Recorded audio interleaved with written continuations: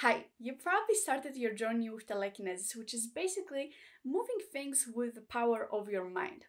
But what many of us don't realize is that there's so many more telekinesis types out there that might just be more beneficial, or should I say, more easier to learn for you. And even though telekinesis is the most basic type of telekinesis and is kind of like an umbrella term and thus kind of like a key to all the telekinesis types out there, it can also be very difficult to learn. On the other hand, there might be a lot more telekinesis types out there that might be more creative, visual, and understandable. That being said, I have today for you 3 telekinesis types that might just be so much more easier for you to learn, especially if you're having struggle progressing or learning the normal telekinesis.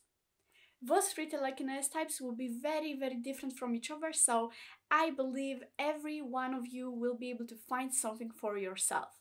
I say that because telekinesis is all about connecting to something, and because so many of us are so different, we have to approach everything individually and really think about what personally connects to us.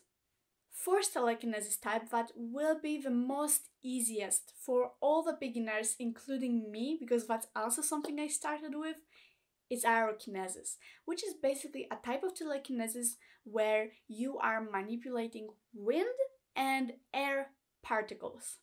And what can be more easier to connect to than something that is always around us and something that we literally breathe in every second? Not only that, but unlike telekinesis, wind is so much easier to visualize and also feel around us than telekinesis. Thus, I believe that Aerokinesis might just be the perfect telekinesis type for a beginner. Not only that, but you can also use Aerokinesis while trying to do the classic telekinesis we all want to do. I feel like we should get rid of all the prejudgment there is about using air in telekinesis. It's fun. It's not about being perfect. It's not about proving something to anyone.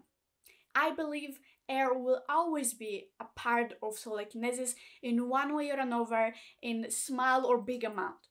And if you're a beginner, air and Aerokinesis might be so helpful in your telekinesis practice. Especially if you have an issue with visualizing energy or visualizing anything that you do while doing telekinesis. Because imagining air and working with air itself and wind might just be so much easier for you to visualize. So this is basic number 1 telekinesis type I would recommend for anyone. Alright, let's move on to telekinesis type number 2. And this telekinesis type will be perfect for all of you who are empaths, meaning that you can feel and sense over people's emotions or even objects or plants. That being said, another type of telekinesis is called Chlorokinesis or Botanokinesis, which is basically using telekinesis with plants and certain living organisms as such. It can be used in many ways. For example, one of them is movement, which is literal telekinesis in a kind. And why chlorokinesis is perfect is because, as I said, telekinesis is about connection. So if you're an empath, it will be so much easier for you to connect to a plant. And even not an empath, it will still be easier for you to connect to a living organism than it is just on an object. One thing you can do is try to emotionally connect with a plant and try to attract it to yourself, connect to it, be emotional with it, and try to see if it's coming to you. You know, in some cases, it can literally try to swing to you. Okay, so that I feel like is not only one of the perfect practices for a beginner and an empath, but also one of the most beautiful practices of telekinesis out there. Why? Because it literally is about connection and emotion. Now you have to know that the best way to approach it is literally with feeling and love and positive energy. I know that so many of us approach telekinesis with anger or certain dominance, and that's not exactly the best way to approach telekinesis in my opinion. My favorite way of looking at it is basically approaching telekinesis with a seductive mindset or loving mindset, something that is positive and something that is attracting. So you're trying to connect to something and make it attracted to you. You're trying to make it lean to you in a positive way. Okay, now we can move on to our fourth and last telekinesis type. And before we move forward, you have to know that this telekinesis type is or can be dangerous, so you have to be very careful with the way you approach it. The last telekinesis type is called Biokinesis. It is all about controlling or manipulating, in a way, cells or DNA. So you can see how this practice might be dangerous. So before I move forward, you have to know that this telekinesis type is not for fun. And before you approach it in any way whatsoever, you have to be very honest and genuine with yourself about what is your intention towards it. It is not to be used for fun. It is not to be make certain bizarre stuff about your own body, because it can have consequences in the long term. And I'm speaking here from experience. So I know that there is many of you that would like to use telekinesis for fun or for changing your body or for changing your appearance or for changing or getting rid of anything that might be annoying you about your own body. Now, of course, there is also a way in which you can use it for your full benefit. And that would be to be balancing out or healing your body. And that might really apply to people, especially that are struggling with certain sicknesses or illnesses or certain chemical imbalances in their body. And biokinesis is perfect for any telekinesis beginner, because what is easier to connect to than our own physical body? Although you have to know that biokinesis is not only a telekinesis type, and it can also have a lot to do with manifestation. So if you know anything about manifestation, then this would be a perfect combo for you. So to say it simply, it's not only telekinesis, but it also is a power of belief. It's power of visualization. It's power of believing that there's something that is going on. Before we move forward, I have to acknowledge one important thing, because regardless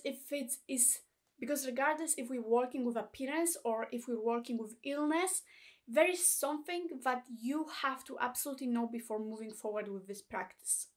Whenever you have an illness or something that is irritating or sickening you about your body, you have to not be removing it from your body. Let's say that you're having painful periods. You cannot just go ahead and use biokinesis to get rid of your periods, because it is a natural process in your body and you cannot under any circumstance wish for your body to stop doing it, because it might cause many other severe conditions or sicknesses in your body. For example, hormonal imbalances. A correct way to approach it is to be balancing your body out, so for example, those periods can be less painful. Not to totally get rid of them.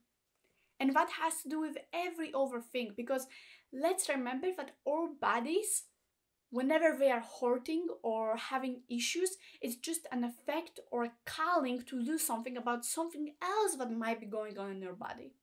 For example, you might be having sickness in your body and it might be coming across with migraines or headaches. So you getting rid of the effect of it, which is a headache, will not fix something that might be going on within your body actually.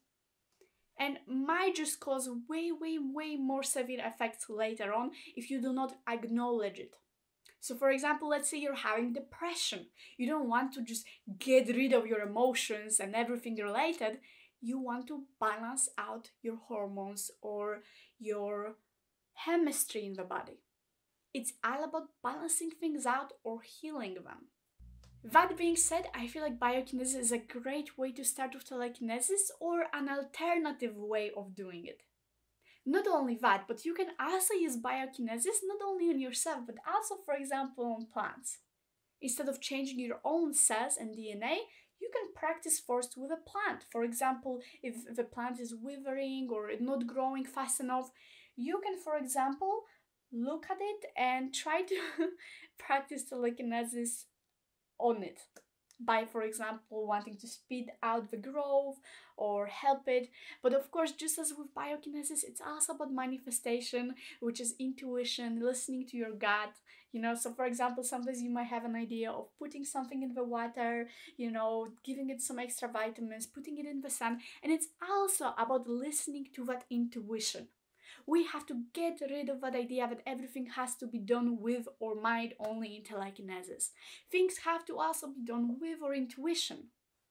A mind will not only look for a way for you to do telekinesis. If you tell it, do telekinesis, move it, it will not only do that, it will just find a way of what you're trying to do. So if you're gonna tell it, I want this plant to grow very fast and very nice, it's not necessarily gonna just make it grow just by the power of your mind. If you can just put vitamins to it, or you can put it out to the sun, it's also gonna do it, because it's one of the way in which you can accomplish this effect. So let's stop with this black and white thinking about telekinesis. Let's just listen to our gut, let's listen to our intuition, and let's do everything with balance and harmony. Alright, that's all the telekinesis types I have for you today. I hope it helped you, I hope it brought you some clarity, and of course check out my Instagram, check out the Discord where we have community, we can talk about telekinesis and everything else. And of course, if you're looking for one-on-one session with me that can help you bring clarity, help you bring any spiritual awareness or understanding about yourself or healing, just check out my website. Alright, thank you so much for watching, have a great day, I'll see you next time, bye bye.